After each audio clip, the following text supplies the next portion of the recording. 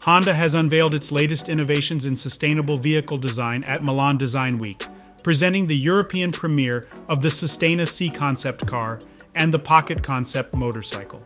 These pioneering models highlight Honda's commitment to reducing CO2 emissions and advancing towards carbon neutrality by 2050. The vehicles, produced at Honda Italia Industriale's factory in Atessa, Italy, feature exterior panels made from recycled acrylic resin sourced from secondhand taillights. This novel material not only avoids the need for paint, but also significantly lowers emission levels by up to 45% during production.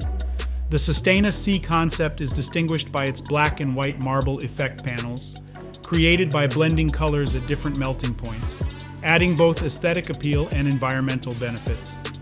Its design includes a unique tailgate that functions like a smartphone screen, enhancing communication with other road users through text or imagery.